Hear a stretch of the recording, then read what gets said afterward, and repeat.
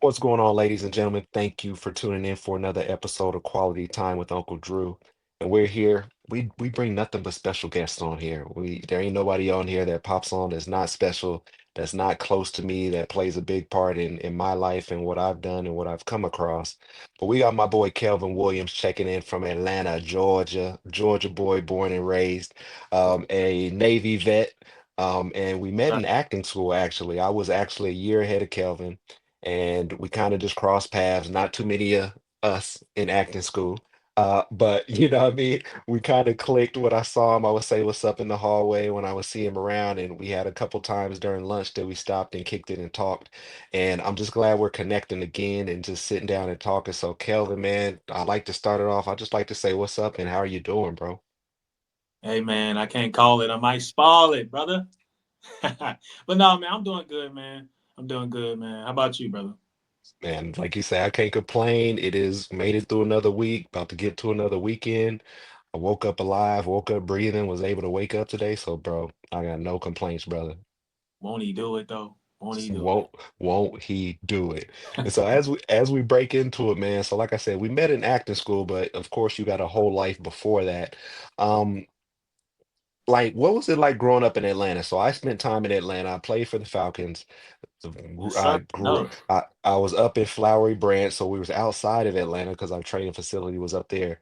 But you're a Georgia boy, born and raised, man. What was it like growing up from in Atlanta and in the state of Georgia? And kind of how's that impacted how you've grown up and how you see the world? Well, I was born in Augusta, Georgia, and we moved up to Atlanta. I think around like 12, 13 years old, maybe 10, and that's when I first saw like buildings, like big buildings.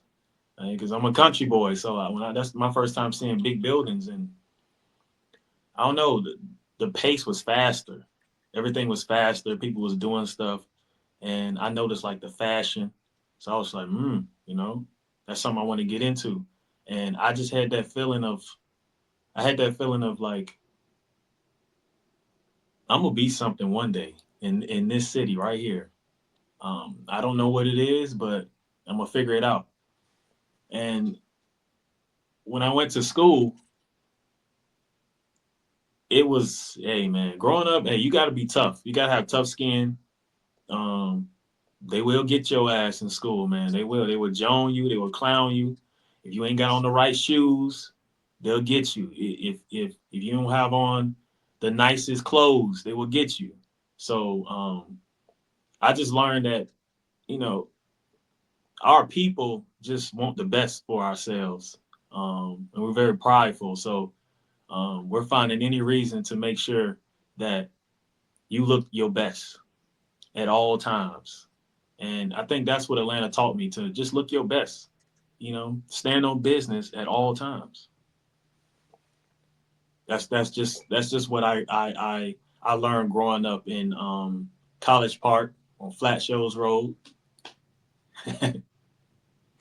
Yeah. That's so funny. You naming streets that I actually know. Um, so you hear about College Park and a lot of music too. A lot of rappers from around there, from the music scene that's blown up in the late 90s, early 2000s. You hit on a major thing, bro. You said when you go and grow up in a public school or go to a black school, they gonna clown you. They look at your Yeah. fit, they look at your shoes.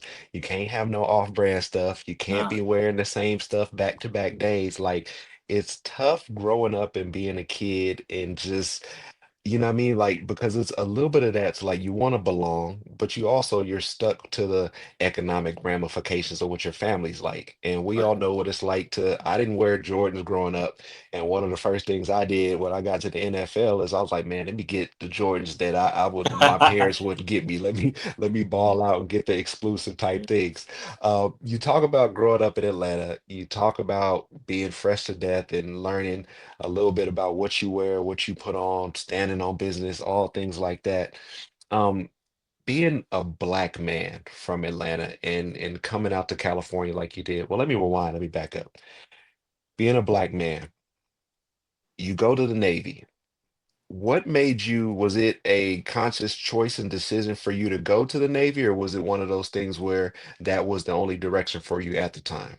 That was the only direction for me at the time. I was in a very, very tough spot, but that was my only direction at the time to pretty much feed my family.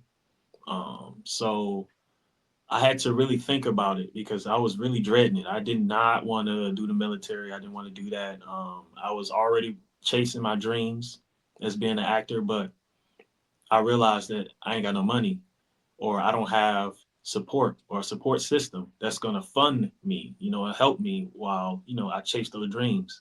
And you're going to need that. You're going to need some type of stability and a support system. And at that time, I didn't have that. So I was looking for it. Um, my dad was finishing up his time in the Army, and everybody's in my, and, I have a lot of people in my family who went to the Army. Um, so I wanted to do something different. I want to break the barrier. If I'm going to go in the military, I'm going to choose the route that I want to go, the direction I want to go, and what branch I want to do. Um, yes, I am my daddy's clone, but I would rather like have my own path type thing. And I did my research on the different branches. The army was cool, but the lifestyle just it's not what I wanted. And plus, if I went into the army, I'd be pretty much living like the second coming of my dad, which is no problem with that. But I just felt like I'll be living somebody else's life or an extended version of somebody else's life and not living my own. So I looked at the Air Force, and I'm not gonna lie. I went on Instagram and I looked at I looked at different people's lifestyles from different branches. And what really grabbed my attention is like the females, obviously. Um, the females in the Navy, hey, they look the best. Navy and Air Force. So I was like, well, Marines, you out of there.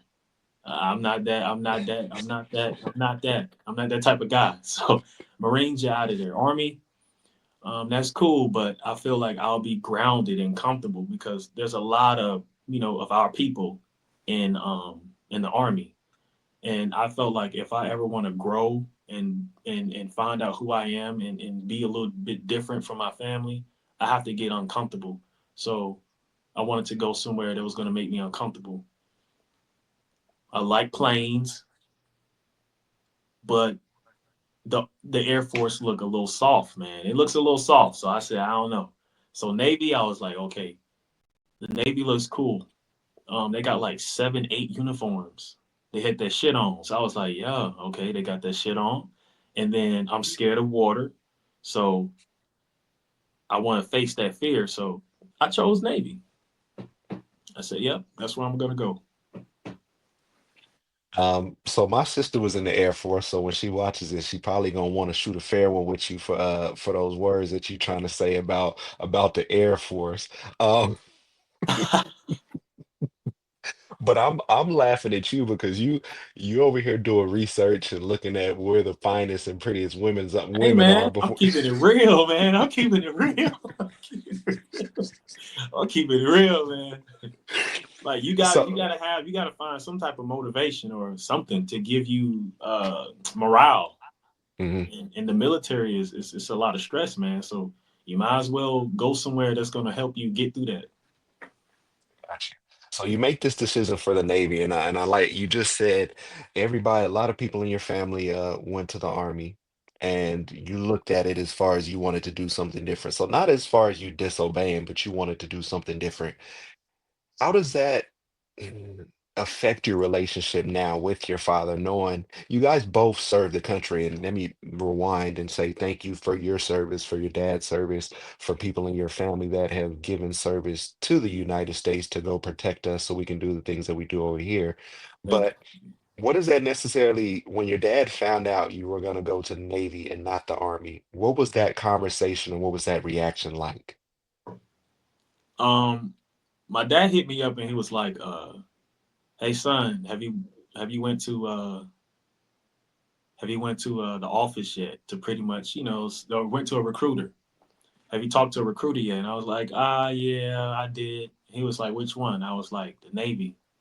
It was like, hmm, you didn't like Army? You want to see? I was like, well, I saw the Army door open, but I remember you telling me a story about my dad wanting to go Air Force, but when he went up there, the Air Force door was closed, the Navy door was closed, the Marine door was cracked, but the Army door was wide open.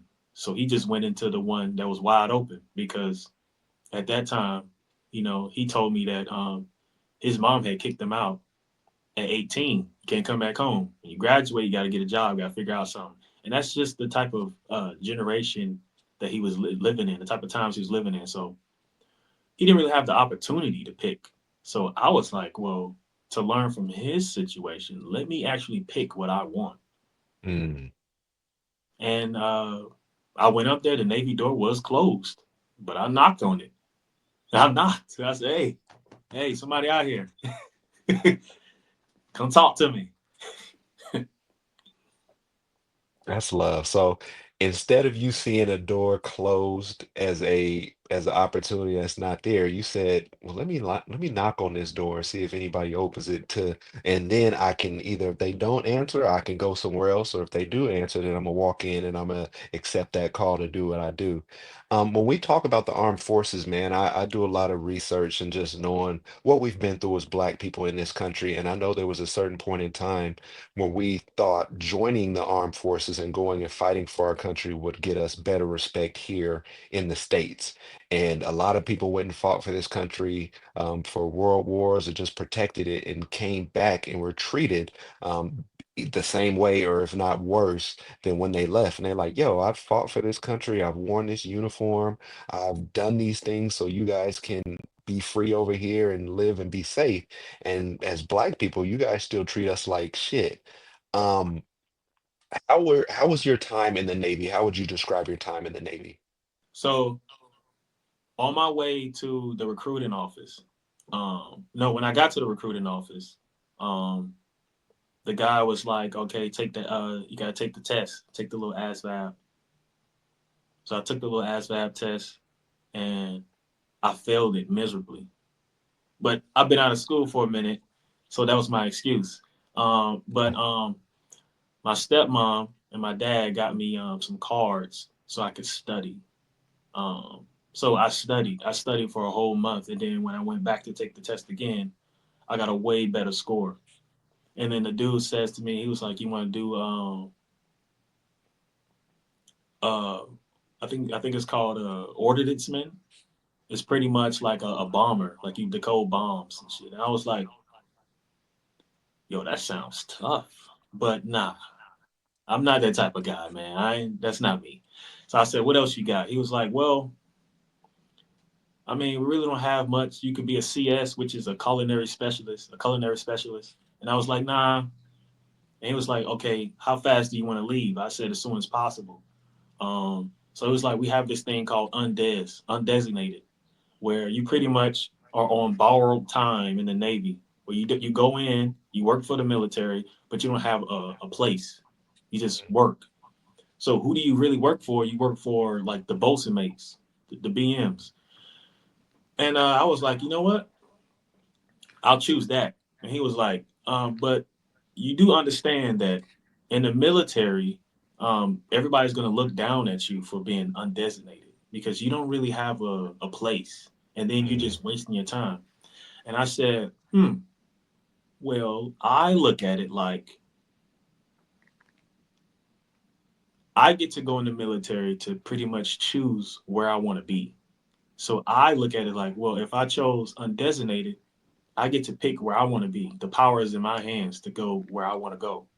And 3 years is the minimum I have to serve to also get the benefits. So if I don't like it here, I'm out in 3 years versus picking a rate. You got to do that for 5 years and you may not even like it, but you're stuck. yeah. So I'm like, nah, I would rather be undesignated. I don't care what y'all talking about. I'm him. So it doesn't matter where I'm going, what I'm doing. I'm going to give you my best. I'm going to stand on business, which I did. And then when it was time to choose a rate, I wanted to go CB. which is pretty much the construction side of the military. They kind of like build beaches and huts and stuff for the SEALs and other special forces. They just build Hmm. stuff. And I wanted to do that because I was already doing construction with my uncle and my family before joining the military. And they didn't want to give it to me. They wanted me to be a bosun mate, which I already worked with them for like 3 years. But Hmm. and I was okay with being a bosun mate, but that's not what I wanted, which means I'll be settling for something else. I'll be doing something that everybody else wanted me to do. And I just kept those principles like, nah, I'm gonna go where I want to go. And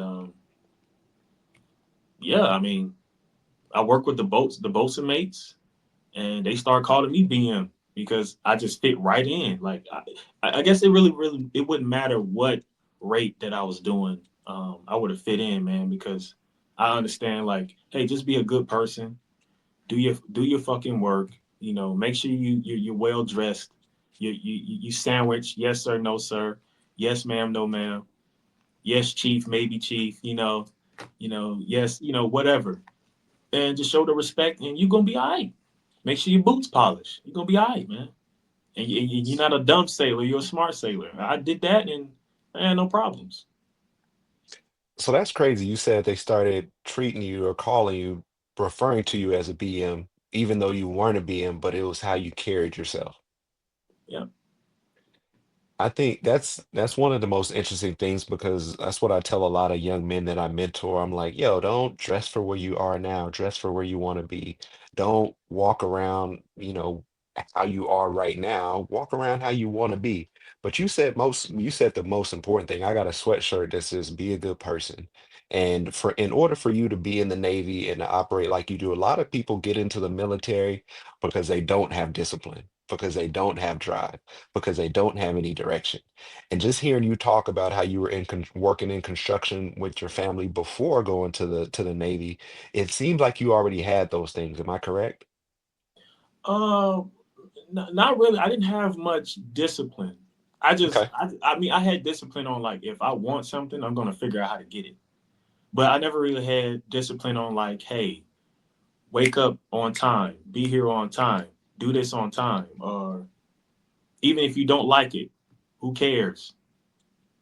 You signed up for it. Figure it out. You know what I'm saying? It sucks to suck. You got to embrace the suck. So, Mm. so I just was like, I went in there, yo. I thank the Bosa mates because they taught me how to be a man. Honestly, I thought being 26 entering the military, I was already man because I had the apartment, I had the kids, I was married, I had the car, I had the life already down. So how the hell you gonna tell me about how military is gonna tell me about how to be a man or how to? And that's not what it's about, man. It's about sacrifice, doing something that you don't want to do, so that you can feed your kids. It's not about you all the time, and that really humbled me. And I had to really like put my life on the line, um, make a big sacrifice so that I can feed my kids. So that's what made me a man, to not be selfish anymore. You just think about me just living for me. I had to live for my two jits. So Dropping slang on us left and right. So you go to the Navy and you're there, you learn some self-discipline. You just talked about it a little while ago, which a lot of people don't do, things like shining your boots. How much, what did you take from the Navy that you kind of still, what are some of those things that you did then that you still do now? From a disciplinary standpoint, waking up at the same time or working out, or what are some things you do right now that still ring true from when you were in the Navy? so I always like to put that shit on, man. I watched Michael Jackson, man. He had the shiny shoes, he had the nice fitted clothes. And I was like, yeah, Mike is that guy, man. Everybody want to be like Mike, man. So I kind of dressed like Mike, but I had my own style. But I knew going into the military would take away my creativity. You Mhm. gotta be. It's about a book now. So I was like, look, I like to bend the rules. I like to find the gray areas and everything. So I'm gonna figure out how I'm gonna make some creativity. You know what I'm saying? So even in a very disciplined job, I was still able to put that shit on. So the rules are to keep your boots shine, especially the toe part. So working with the Bosa mates, we do a lot of like handiwork where you're getting dirty, you're getting greasy, you're working long hours, your coveralls look shitty. So I was like, damn, like it's gonna be hard to keep your clothes clean in the military. And then a lot of people in the military look at you like that's outside the BMs. They look at people like, you trying to be all clean, like you trying to be all prissy and clean. We get dirty down here. So I had to adjust, like, okay, both mates get dirty, but I can still be myself by making sure that I'm clean, by my shoes being clean. So I'll have dirty ass coveralls, but you look down at my boots and they shiny because those boots being shiny represented Michael Jackson's nice shiny shoes. You know what I'm saying, that he used to tap dance and moonwalk on. So I was like, hey, look, I'm dirty, but I'm clean. I'm clean. I'm still clean out here. As you continue to talk about Michael Jackson, there's a certain clip that pops up in my head. There's actually two clips, not just one. One, I forgot when I was watching it. It was high school or college, and Michael Jackson pulled up in Las Vegas to this store that he always buys stuff from. It's like an antique store or something, and he's walking around and he's like, "I want that one. I want that one. Do I have that one? I already have those. I will take that one." They sealed off the store for him and everything. So. It's funny, I say when I get rich or wealthy or when money's not a problem, I want to have me a Michael Jackson shopping spree. The second thing, talking about Michael Jackson, I remember when the Super Bowl, not remember, but I know the Super Bowl took a big leap one year where they really, and it's funny, we'll talk about it one day, but Super Bowl halftime shows weren't what Super Bowl halftime shows are now.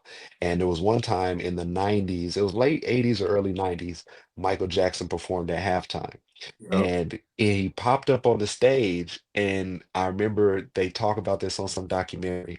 Like he was supposed to give like a signal for them to start the music, Yeah. but when he popped up out of there, everybody was going crazy, and he just froze, and he was just frozen for like maybe 20 or 30 seconds, maybe a minute. I don't remember how long it was, and the people in production were panicking.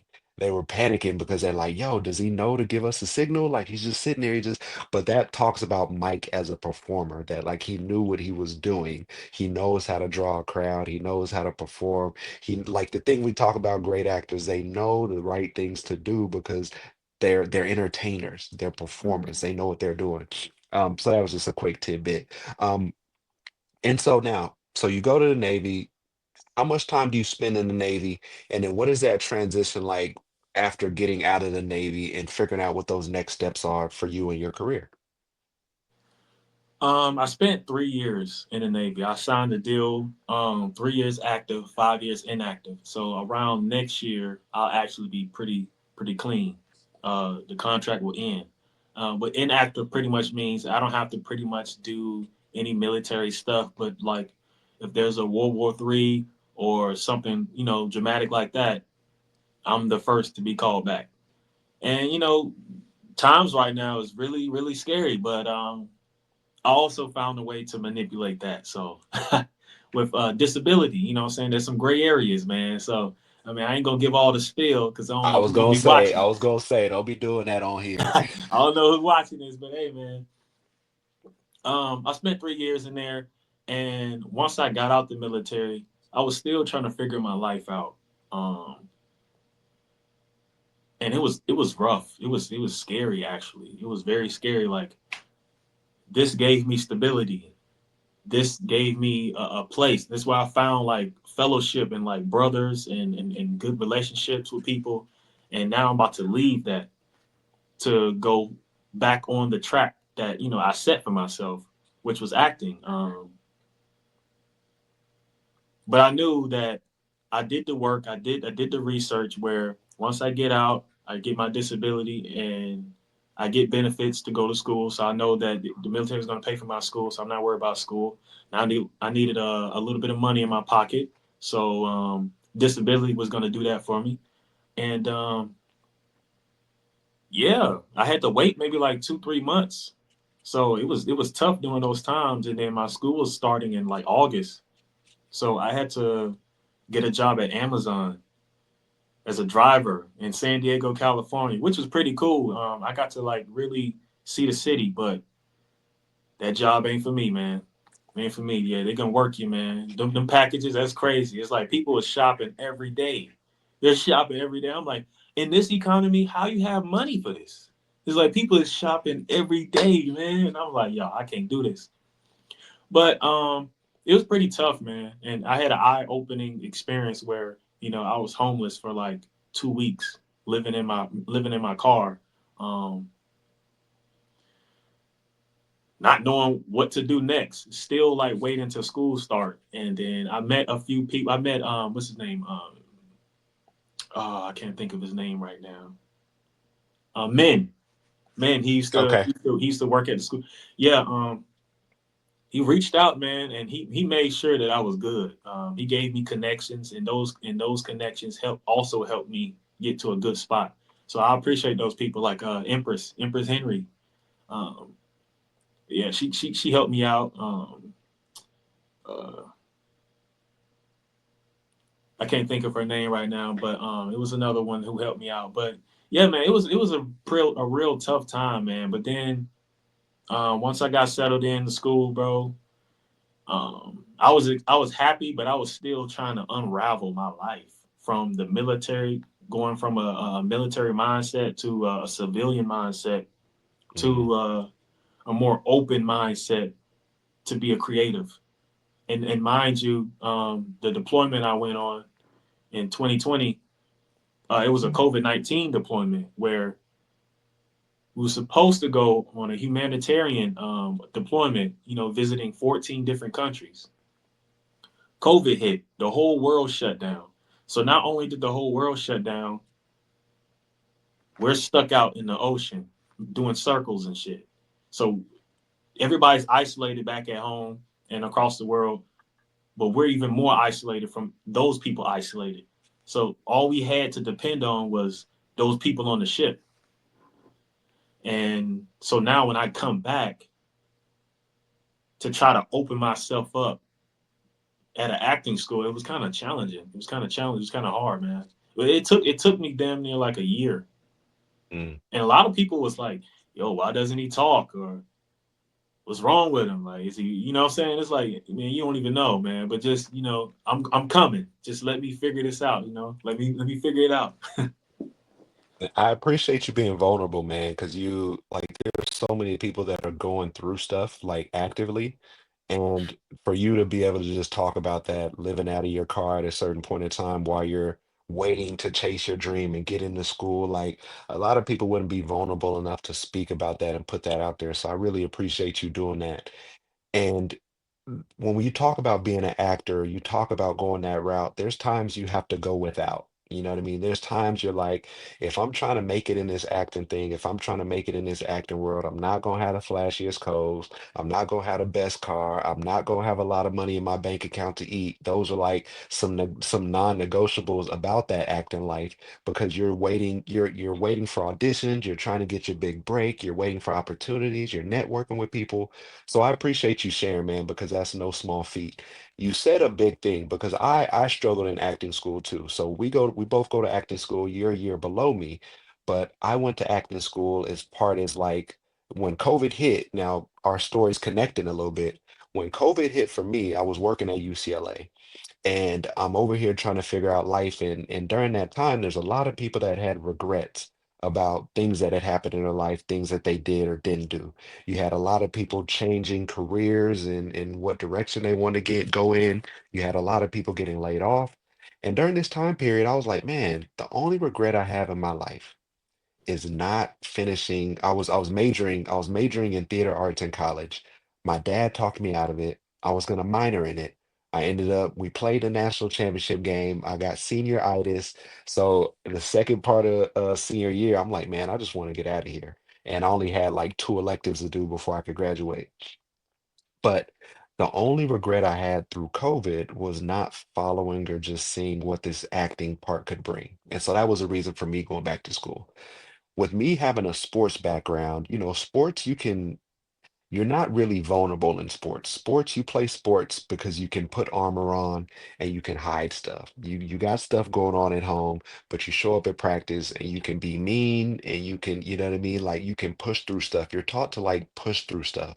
Whatever's going on outside of here doesn't matter. Figure out a way to get it done in here. You can be mean, you can hit somebody as hard as you want, you can be cussing and script. Like it's a way to let out aggression in a way. And so for me, acting school is a lot about being vulnerable. And so without having like a really high acting background like that, I got there and I'm kind of like, in my mind, what I thought acting was, it wasn't. Thought Yeah, acting was saying these words on the page, making them sound pretty, making them sound good. I didn't realize that acting is in the moment being real. Acting is reacting. Acting is listening. Acting is going through something for the very first time. And so you said it took you a while to adjust to that and to break into that.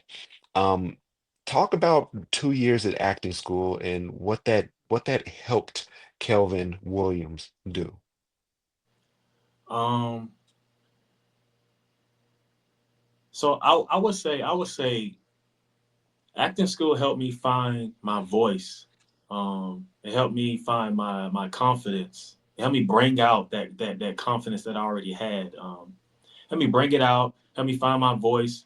It helped me like speak better in front of people. Um, it helped me move out my own way and get out my own head. I know Mr. Landfill always would tell me my note was like right in the middle of a scene, he'll be like, Kelvin, get out your head. And it's like that man used to scare me, man, because like how you even know I'm like how you know that I'm in my head, man? Like damn, like I'm trying to cook right now. You already catching me. Like I'm like, damn. So that's what I realized there's levels to this of being open. There's levels to, you know, being open, knowing how to communicate. There's levels to it, and I just, I just, I was sick and tired of hiding myself. I'll say, coming from where I'm coming from, I didn't have a voice. My family didn't really listen to me. You know what I'm saying? They'll be like, "Oh, it's Kale. He crazy. He's the eyeball." He probably said, "But no, I'm for real. Like I'm trying to tell you something, and you ain't listening." Or when I do tell them something, they be like, "Oh," and it's like as a kid, you can't go upside your parents' head, or what I'm saying, to be like, I told you might get hit or something, man. So I'm just like, I just kind of had to learn to just be quiet, but it was bothering me, so I had to find other ways to express myself, to show my creativity or get my voice out, and acting definitely helped me with that. And then even being in the military, you can't say certain things, can't talk how you really want to talk to people.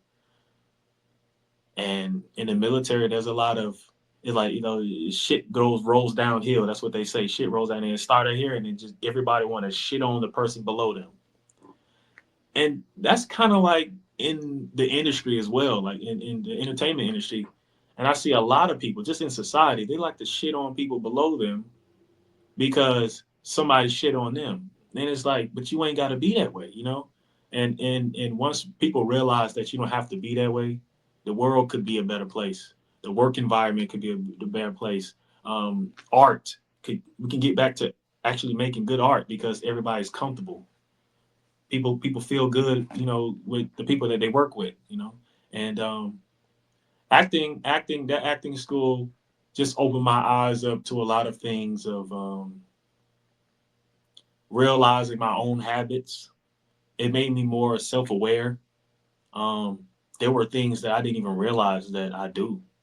And being an actor, you have to know who you are before you can play somebody else. I mean, if you don't know, if you're not aware of yourself or what you would do as you just being you, how can you play another character that's not you? Because you can't do the same things that you normally would do as you as the character now. So I was like, yo, this is a different level of acting, man.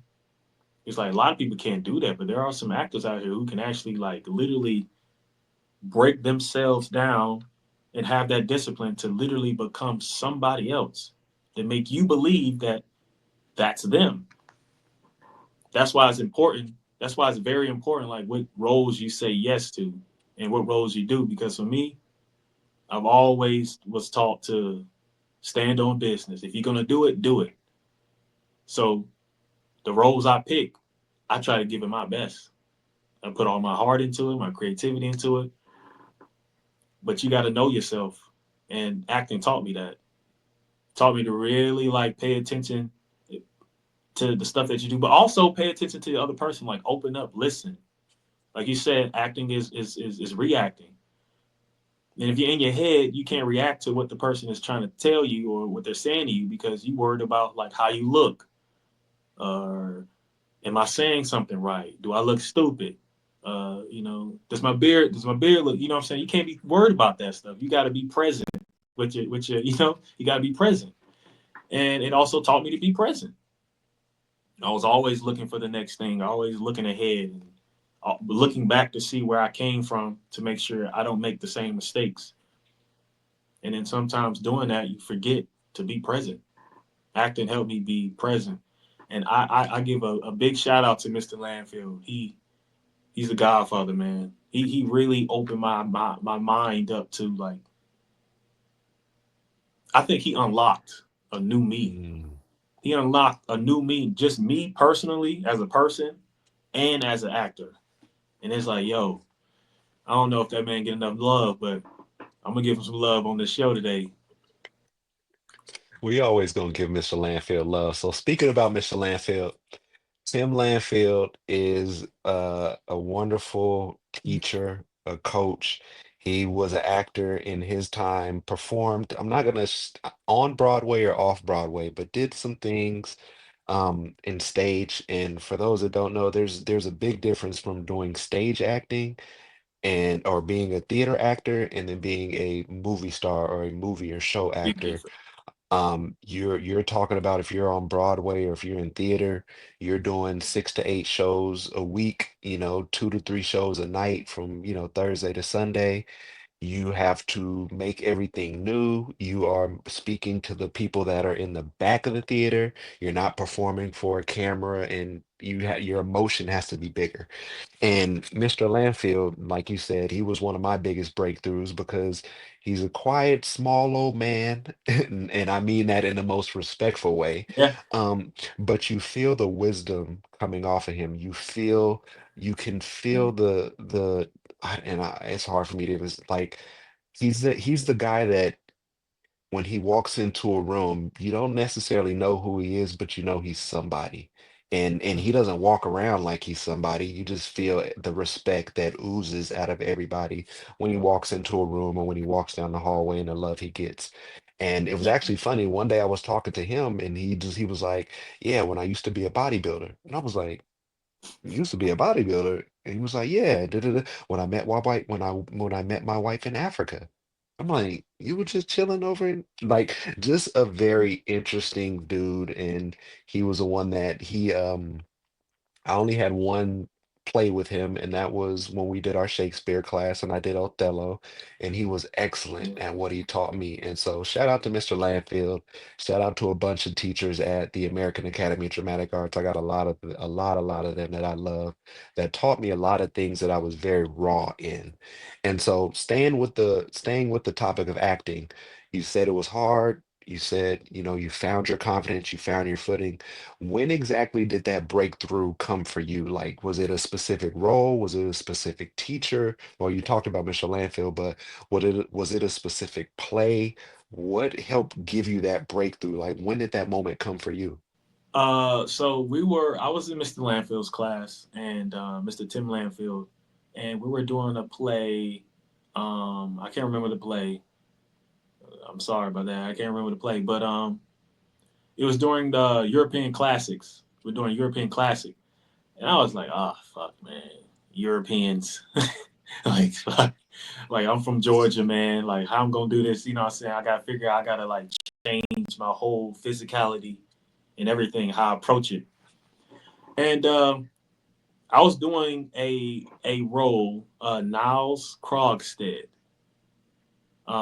This that was my character, Niles Krogstead, and his life was pretty similar to mine. So I was looking at Mr. Landfill like, "Yo, what you doing, man? Like, what's going on here? Like, how do you know? Like what's going on?" Yo, that role really opened my eyes up. It really opened my eyes up because in the middle of acting, he would give me notes. Like he was watching, making sure that I stayed disciplined, that I wouldn't go in my head and everything like that. And I was holding a lot of emotions, and he was like, "Kelvin, you're trying to control again. You're trying to control. You can't control the outcome. You just got to live through it. You got to let it. You got to be present." And you know where we come from, black men can't cry. We can't do that. It's frowned upon, and if you do, you know what I'm saying, you don't really get no respect. But I feel like we should, because then that would actually stop a lot of killings. It would stop a lot of people, being in prison. A lot more people can be in control of their emotions and just to let it out. Um, so when I was acting, I was holding my tears back on this very tender moment, and he said, "Kelvin, let it go." I was like, "Damn." I just listened. When he said that, I was like, "He see me. Stop. Let it go." When I let it go, I let go of control of everything, and I was able to fall deeper into the character because I stopped trying to control the outcome. I didn't care about what people thought because it's not me. I'm just a tool, being used to bring a character to life. So it's not about you. Again, it's not about you. So I was like, hmm. So I just let it go. And once I let it go, bro, and I did it, and he was like, "You got it, don't be scared. Like you got." I was like, "Damn, that's what it feels like." And it was almost like therapy as well, too. Like nobody in my family told me just let it go. You know what I'm saying? If you hold in something, let it go. And one thing Mr. Joe Garcia taught me, it was like if you're nervous, whatever's going on outside your life, use that as fuel for the character.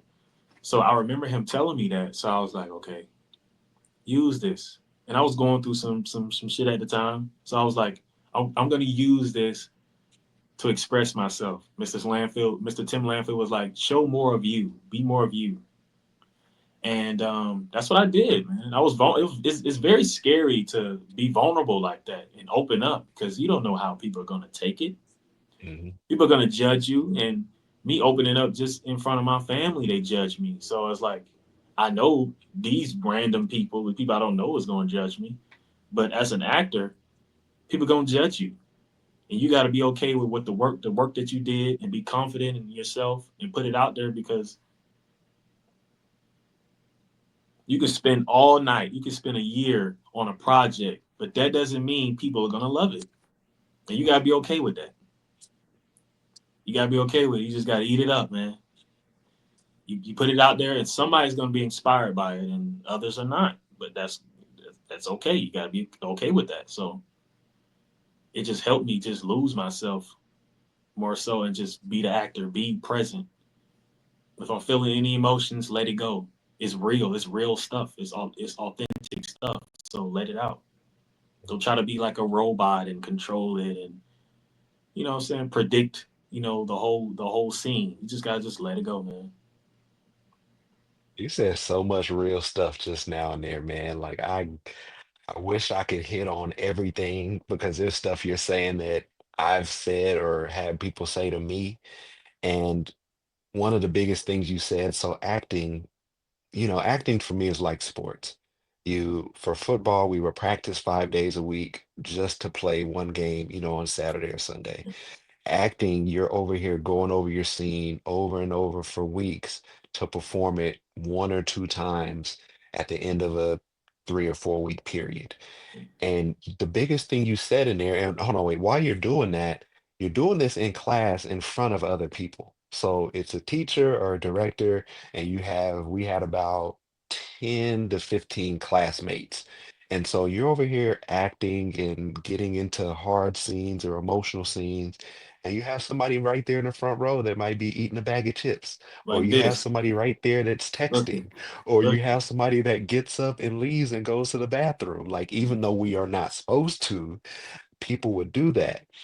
And so you talk about those things, but what shout out to Mr. Garcia too. I think I was only a stage director for him, but I had one of the best pieces of advice I got from my teacher is they were like I said, with sports, you leave it at the door. You leave it Mm. at the door, you come on the field, you block it out for 2 hours, and you do what you need to do. With acting, they tell you to bring that with you because it when you're anxious or when you're embarrassed or when you're hurt or when you're in love or when you're just stressed, that does different stuff for your body when you walk into class. That does different stuff for how you feel from head to toe. And you might need to have that feeling for something that you're doing in your scene or something that you're going through in your scene or something that your characters experience. So if you walk in with that, and every day you're different, by the way, with acting. And this day you're super happy, everything's going good. This day everything's all bad.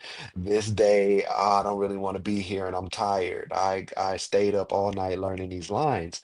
But each one of those emotions and those feelings help you to discover more about your character and more about yourself. And so I love that you said like you once you finally let it go, that's when you kind of leveled up and were like, oh, this is what acting is. Okay, I got Yeah, it. I understand the assignment now. yeah, yeah. And so we talk about that, man. Talk about Mr. Landfill. We talk about the where the breakthrough happened. We talk about the confidence that you gained. So you go through this whole time at acting school, 2 years. You start to get your feet up under you. We go through graduation. Now, what is it like after acting school? You got all these tools in your belt. You got all this stuff that you know. What has it been like post acting school, trying to find an agency, trying to find an agent, looking for roles and what to apply to? What is your day to day now that you're done with acting school and now it's time to get out there and put a body of work together? So when I was approaching graduation, um, I thought that maybe it would be somebody that come to the school and maybe try to sign you as a talent to help you out that way. I thought that's what it was going to be. Not necessarily. Um, and I was letting my parents know as well, like, hey, graduation coming up. But my dad and my dad was like, what's next after that? What's next? Like, I know that's coming. Don't stop there and sit there and soak in that. What's next? And I'm like, damn, like, I mean, I just like, yeah, all right, fine, all right. Let me figure something else out. And I didn't really know. I just knew that I had already made my own independent film before I even joined the military called Living with Greasy Slim. And I had to learn a lot of things with that, just from the streets, just off of just whatever I came up with, whatever I had, I just made that. So I was like, well, if I don't get signed or nobody come pick me up or something, I'm gonna take what I learned and go make my own shit. That's what I'm gonna do. And towards the end or after the school had these auditions where there was a talent agency that was gonna come and watch you and it was gonna pick talent if you're good enough. And I was like, all right, this is my opportunity to get signed as with an agency, a talent agency. So let's go. And I ended up getting signed, which blew my mind because I mean I didn't expect to get signed, and plus this wasn't written in my plans. Like once I got Yeah. after graduation, once I graduated from the academy, I was like, "Fuck, what is next?" Because I've planned everything up to this point. I don't know what to do now, so I had to like figure it out. Then I got signed, so I was like, "Damn, that's what's up." So I was already proud of myself for even making it that far from graduating the academy, the military, to getting signed to an agency. I was like, damn, man, the hard work is kind of paying off. It's cool. Get signed to an agency. I would say it's it's very important to me, and I would say for future actors, it's very important who your representation is and the relationship that you build. Um, for me, if I can't talk to you as a person and we have that relationship, how can we really do business? And I get it, like you can't mix business with pleasure or whatever. Or it's like I don't know. I'm just like, yeah, fuck all that. I want to have a relationship with my business partners. And I went into being signed to a talent agency as like, look, this is a business. We're this is a partnership. You're not gonna just be in control to pretty much tell me where to go because you're gonna make a percentage of it. I mean, I make money too, but you're gonna make a percentage of it. Nah, it's not how it's gonna go. Because then you see a lot of people doing stuff that they don't want to do, and it can mess up their career or it can mess up their image. Um, I'm not going for that. I want to have as much control in the beginning of my career as possible. That way, I can have a better chance at going in the direction that I would like to go, and be happy with that, and not just get what I'm given. Kind of like in the military, being on DES, where I could pretty much choose the rate that I wanted, and if you ain't talking about nothing, I'm out of there. So that's pretty much what my agency is like. I wanted to make sure we have this understanding, this relationship. This is a partnership. I'm gonna do the auditions. I'm gonna do whatever, but make sure that you also like if you're gonna put me in for an audition, put me in for something that you know that I'm good at or that I actually want to do or that's gonna help me out, and that's within my integrity and my morals and principles as well, and not just oh well I need some money and you're the guy to go do it, and if you book it, cool. If you don't, nah, like nah. It needs to be a mutual agreement and mutual respect. So, for upcoming actors and artists out there, if you're looking for agency, representation, manager, anything in life, make sure that person is for you first of all, and don't treat you like a dollar sign or a robot or something. Like we're all human, and I get it. Like the world is moving in a different direction these days, but I mean, there's still people out here. Just have respect and I don't know. I was having a little trouble with that later in the back end of me being signed with an agency. In the beginning, it was great. It was great in the beginning, but that's how it always is. But when stuff gets a little shaky, then people true colors come out, and you got to put your foot down and stand up for yourself and be like, nah, we're not going for that. But I've had a lot of auditions sent to me and turned them in. I haven't booked anything, and you got to be okay with that. You have to be okay with that. I've been to callbacks. I got plenty callbacks, um, but you're not gonna land them, and you expect, oh well, I just graduated from the academy. I'm fucking amazing actor. That don't mean you're gonna get the job. It could anybody. You know what I'm saying? It's like it's not your fault. Understand? It's not Yep. you're not the reason why you didn't get the job. It could be anything. It Yep. could be any reason. And I look at it like that. Like if I don't get it, that just means it wasn't for me. It doesn't mean that it was a no. I'm not good enough. It wasn't for me. Yeah. Man, you dropping facts this whole time. Um, it's funny that you say that. So you talk about, finding the right agent, the right agency, somebody that's for you. It's definitely hard when you just get out of acting school, you're just getting in the game because you need somebody to believe in you. You know what I mean? The high level agents, they're working with the high level people. Well, same thing with sports. Like, I can talk about this from a personal standpoint. When I was coming out of college, wasn't a great player, played on a great team, didn't have a lot of agents coming to get me, but I just wanted to sign with the agent that I knew he had other guys in the league. He had a track record of getting people signed, like other free agents. And I was like, well, that means this guy has connections and he can probably get me connected with people or in rooms. And from there, it's up to me, or in rooms and on the field. And from then, it's up to me to go get this job. I think we're coming up in a very interesting time, and our teachers have talked about it, and our staff has talked about it at ADA, American Academy of Dramatic Arts. And right now, right now, since the pandemic, a lot of work is down. It's very, very slow.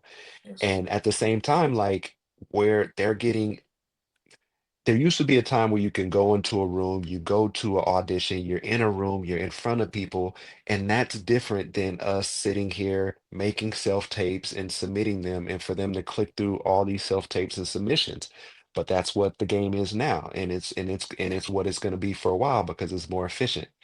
Yeah. You said a great thing though. You were talking about like it doesn't mean that you're not good if you're not get booking stuff or you're not getting roles. It just means that one's not for me, just not yet. And one of the big things that we learned in school is to put your best foot forward. Like don't sit here, do the self-tape, put your best foot forward, send it in, and after that, forget about it. Get it. Like don't sit here and oh man, are they going did they call yet? Are they gonna call me back? Like, man, I crushed that one. Like there's gonna be times you do really good on the audition and you don't get a call back. And there's a time you're gonna send the audition in and be like, yeah, that wasn't my best work. Like they're probably not gonna and then you get a call from that And one. you book it. Like Yeah. like you just never know. Sometimes you have to look. My cousin is a comedian and an actor, and I read sides with him every now and then, or he had me doing that when I used to live down in LA.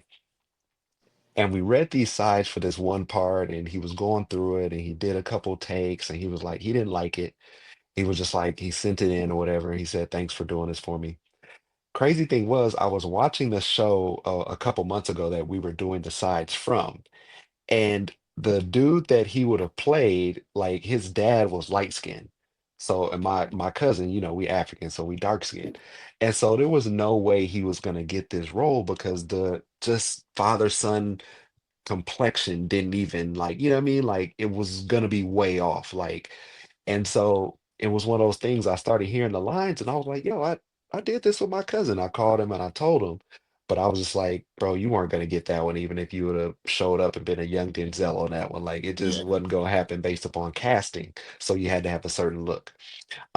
But I'm still praying for you, bro. It's this acting thing, it's you got to play the long game. And I know you live out in Atlanta now, so it's good because you're also at a place, either you need to be in places where they're filming stuff. And Atlanta and Georgia is a place where they film a lot of stuff now with Tyler Perry having his studio out there and it being a major hub of another extension of where actors are going to work and where studios are going to film and shows and stuff like that. So everybody that watches this, man, continue to put prayers up. Just keep your prayers for good things that happen to good people, because Kelvin is definitely a good person. I hope you feel that by him just sitting here. He wears his heart on his sleeve, but he's a real cool dude because when he's 100% authentic and he's genuine. And I just want to make sure I took time to tell you that. And as we're getting to the end, but we ain't closing out just yet. But I want to make sure I ask you some questions because I don't think it's fair to talk about acting and Hollywood and not talk about who your favorite actors and actresses are, people that you watch that you're like, man, I hope I can work hard and I can be as talented to get to that level. Hmm. Okay. I mean, obviously you got the Mount Rushmore with people like, Denzel Washington, Samuel Jackson. Um, but then I also like people like Dame Sinitris, Dane Kalua. And let me tell you, man, Dane Kalua, he pushed me in the movie Get Out. Okay. Um, the crime scene where she hits the cup and he's in the chair and he get hypnotized and goes into a sunken place and he was crying. Jordan Peele said, he was the director. He was like, "Yo, Daniel Kaluuya did that. We did that take like 50 times. He did it every single time." So here. I am thinking like, "Yo, I'm hot shit." You know what I'm saying? But I can't cry yet. I don't even know how to. And then Mr. Landfill is the guy who like helped me break that. So um, he's another guy who made me step my game up because if he can cry on command every time like that, you got to be as good as that. Mhm. So that's somebody who taught me like to really get in tune with like my emotions, to like not be vulnerable, cry. He was the first person I see like really like not like ball your face cry, but like, yo, what the fuck is going on type shit. And he just crying. I was like, yo. And then come to find out he's a Pisces too. Shout out to all the Pisces. I was like, wow, yeah, I got to tap in like that. So yeah, Daniel Kaluuya, but also like people like Theo Rossi. Okay. Um, he was in Penguin. Also, True Story with Kevin Hart. And the way his psyche, man, his psyche is crazy. And I really like those actors who can really go deep into the psyche. Emily Blunt, um, Lupita Nyong'o, um, Bro, her eyes in every movie are just they're just so big and I expressive. yeah, and that's major in as an actor and in film because that camera is on you and we can see what's going through your head and your mind. And that's another thing. It's like you know how open you gotta be, how clear headed you gotta be to like know that your eyes are the window to the soul and what you're thinking. So you can't be worrying about other stuff because everybody's gonna see it. They're gonna see it. You got to be that good to like tap in, and that's Hmm. real. That's brilliant. And I haven't. Obviously, those actors are very talented, but once you go through acting school and you see the work that you got to do, and you find out how deep it really is, it's like whoa, like you be eating, like Yeah. you tough, like you're good, you're really good, you're really talented. So yeah, man.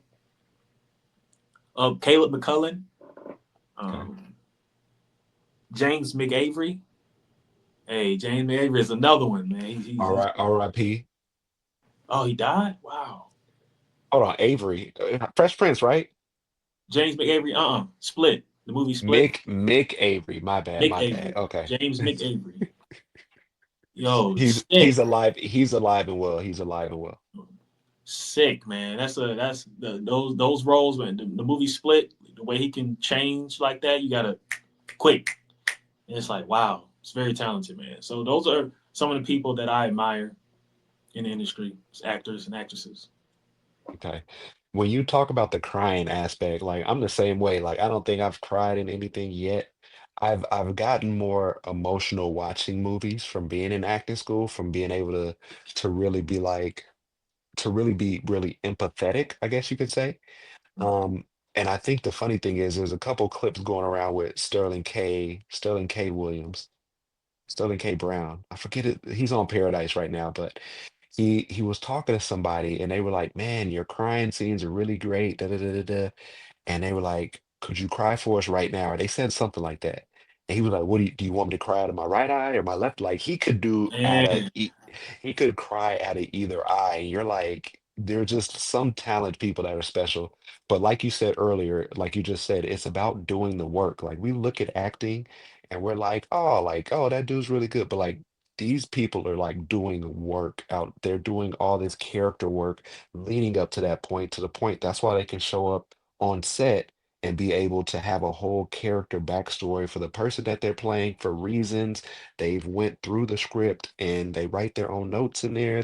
They're ahead of everything. So these people, there's some that get really good and they don't have to do all that work, but the ones that are good have been doing the work for a long, long time and they're consistent and they show up and they're professional and that's why they are top build, just like you said, they're some of the best. And out, so we hit on actors. Now, let's talk about some of the movies that are, your top five movies or movies that you look to for inspiration. hmm.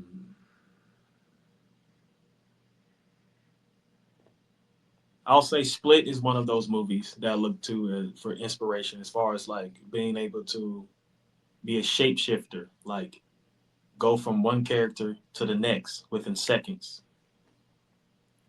Dude come out the room, come back in the room, he's somebody else like that. Like it was impressive. Um, but on a lighter note, like Shrek, it's just a fun fun movie to me. That's my dad's favorite movie. That's my favorite movie. My son's favorite movie. We watched the movie together, type shit. Like, we love Shrek. Um, The Mask with Jim Carrey. Okay. That's the guy who I. That's the first movie and the first person I seen. Like, yo, he's goofy, and he's doing it on camera in the movies, and I'm loving it. And he doesn't even look like me, and he's making me Mhm. laugh. So who's to say that I can't get on TV or I can't get on the front of the camera and be goofy and be myself and make people laugh who don't look like me and who look like me? Um, that's one of my favorite movies. Me, Myself, and Irene is another like kind of like it's a kind of funny psychological type thing. But yeah, some of my favorite movies, man. Okay. Nah, you dropped some bars, bro. Jim Carrey, it's so funny that Jim Carrey could say, I'm not gonna act anymore, or I'm pretty much done unless the right role comes along. And the right role is Sonic 3. And Jim Carrey is playing two different characters in there. And I haven't seen Sonic 3 yet, but it just speaks about his range. Not even gonna say range, but because it's not range, it's just a matter of him like when Jim Carrey shows up, you know you're gonna get work.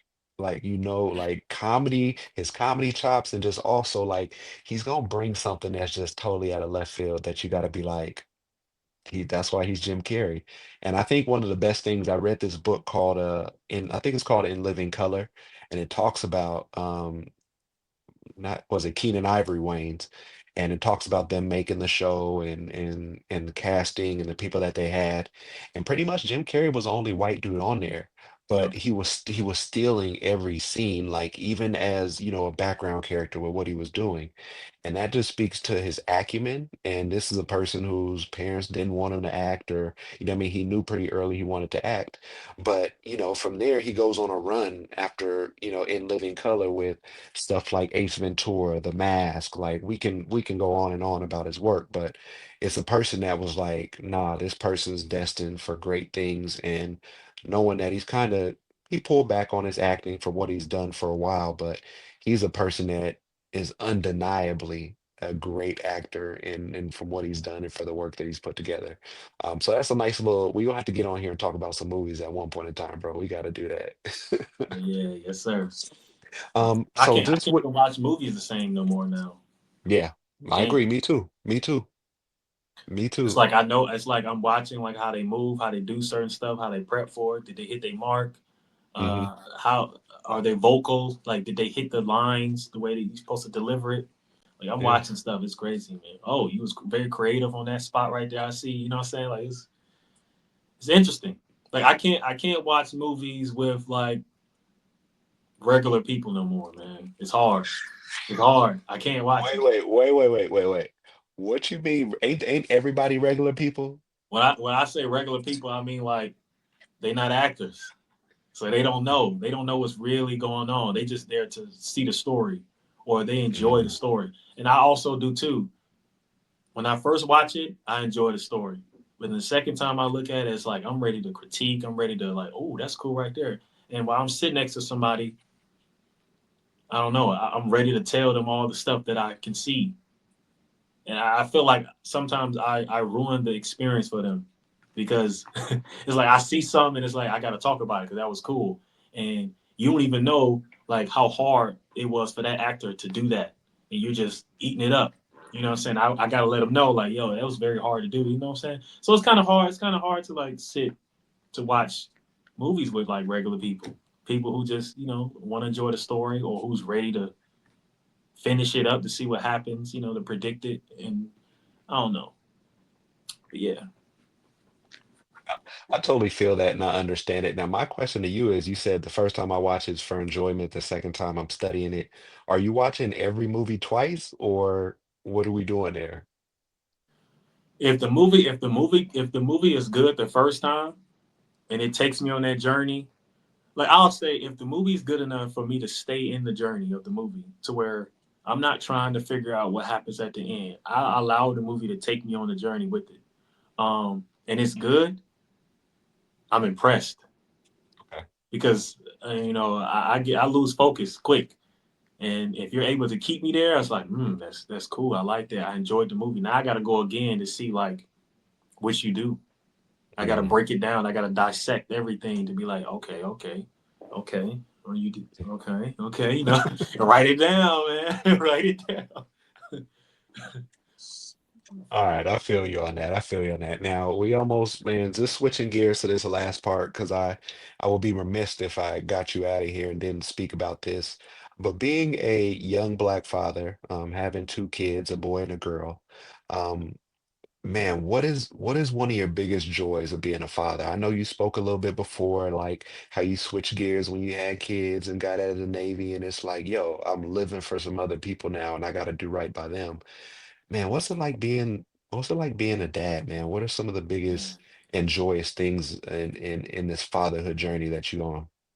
hey, listen, it's an honor to be a dad, and I mean, I love my kids so much. Like it's like to really sit there and think that you created an extension of you, a clone of you, and like it's growing, like the child is growing up, and you get to see yourself in this child, and you also see things that you didn't see in yourself.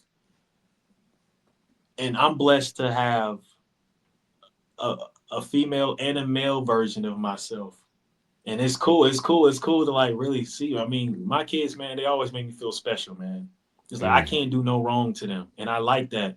Like I'm their hero. I'm their superhero, or um, I'm their idol. Somebody they look up to. And for me, it's important that it's important the things that I do, even in the business as a man or as an actor. It's important the things that I do because I have a daughter that's watching me, and I'm her first love as a man. You know what I'm saying? Her father, I'm her first love. So I'm showing her what to expect, who to go for, what to look for. You know what I'm saying? So I have to be better at being a father and a good person and a man because I have a daughter watching me. And same with my son. He needs to know how to stand on business. He needs to know how to, talk your big one. He needs to know how to, pull his pants up, button his shirt up, speak, control a room, get your point across. Don't let nobody play with you. You know what I'm saying? Like being a young king, a young prince, man, he needs to see that. And in Hollywood, you know what I'm saying? Like one of the guys we didn't really get to talk about is Will Smith. Man, he brought his son, like the movie After Earth hmm with him and Jaden. To me, that's like that moment right there. That's like LeBron and Bronny. It's the same thing, man. It's like the same thing. It's like, man, I would love to get to that point one day where I got Hollywood in the palm of my hands, but now I can bring my kids into it if they want to, to make something special with them. Um, I think a few months ago, I actually shed tears because uh, the mother of my kids, she was like, Kelvin the third, Trey, we call him Trey, he's the third, Kelvin the third. He was like, he want to be an actor just like you, and that touched me because it was like I'm not where I want to be yet, but I'm already inspiring somebody, and that's my son. So he's watching the things I do. So I have to make sure that the things that I'm doing, you know what I'm saying, it's in the right way or, to help him find his footing as well. So it's real special to be a father, man. I love my kids so much, man. I want more, but, I don't know. This economy is crazy. The world we going into is a little crazy, man, but I don't know. Protect and provide. That's all I know how to do. That's I feel like that's the goal of a man to protect and provide. So if you're gonna have them, you got to stand on business. Make sure you can take care of them, feed them, protect them, and that's what I do, man. I love my kids, man. I love my babies, man. Yeah, I feel you, bro. I appreciate that.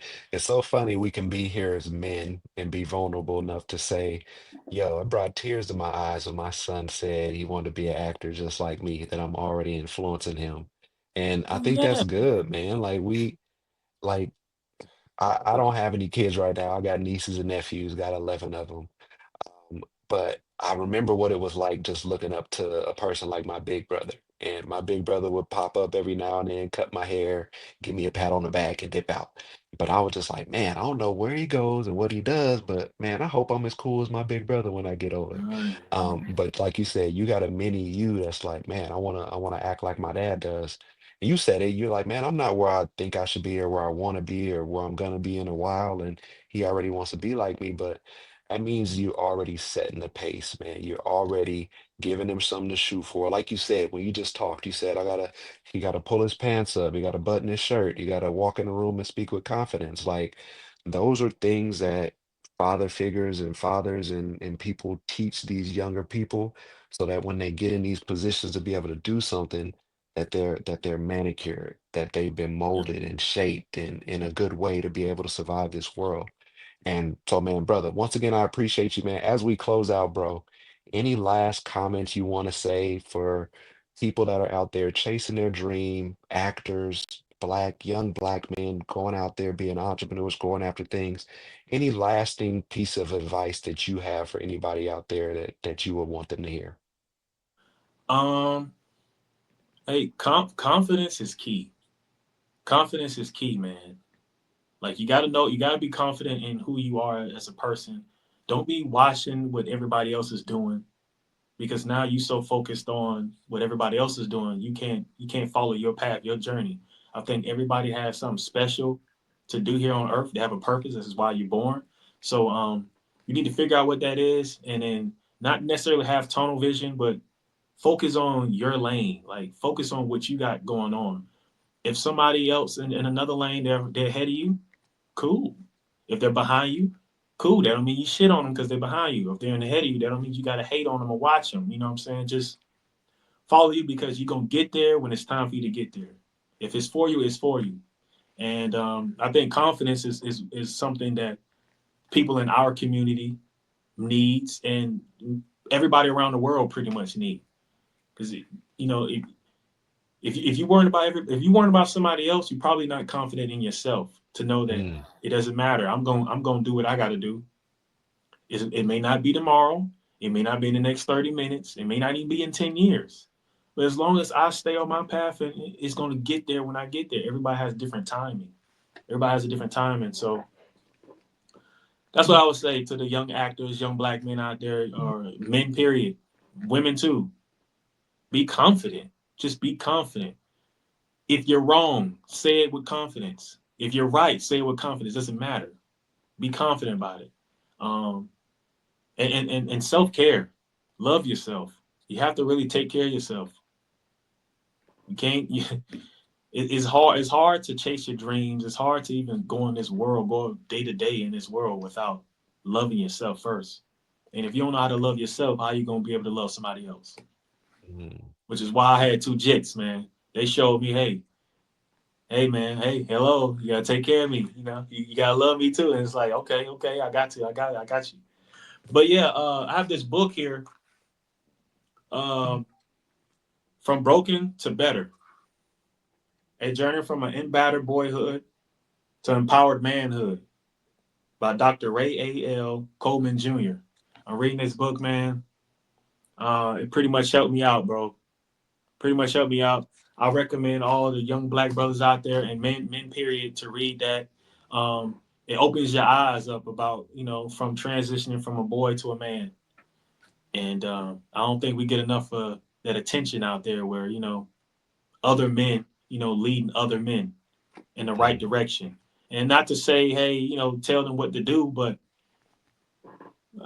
I think a lot of the principles and morals is being lost in today's age, man. We need to get back right, Um, that's all I got right there.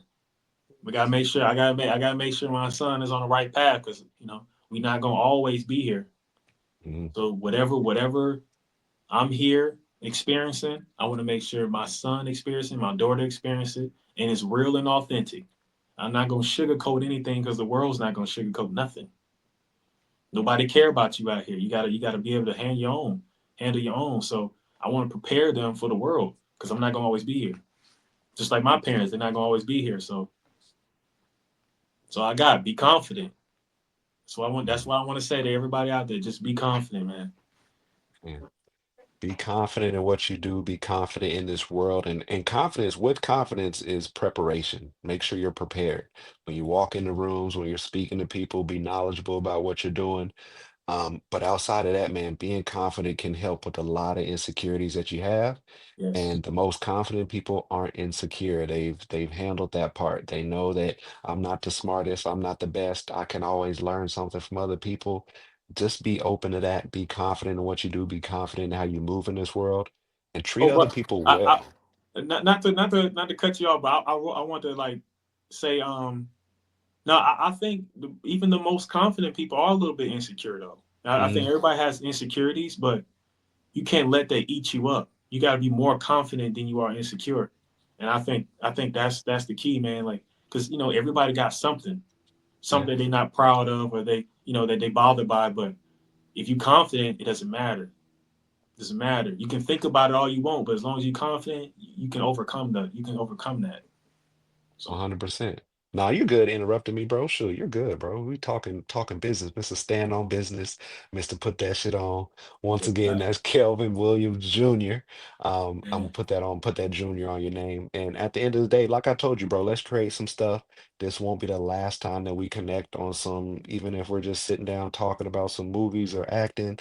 But when I said that before we got on here, I was 100% real about that. That's why I'm saying it on wax right now because I'm 100% real about that. But you are genuinely a good person. That's why I wanted to have you on this show. Appreciate your time. I Yes, sir. appreciate your words of wisdom that you're giving to young people and people that are chasing this acting dream. And at the end of the day, man, have confidence when you move because things are going to be a lot better for you and you're going to come out with some better outcomes and results.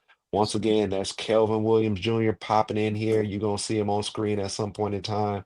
Go check him out. Follow him on IG. I'll post all this stuff in the notes that you got it. But once again, Kelvin, thank you for coming on Quality Time Thank you with for Uncle having me. Drew. Thank you for having A- me. And we're going to see you next time, brother. Stay See you next healthy. time, man. Yes, sir.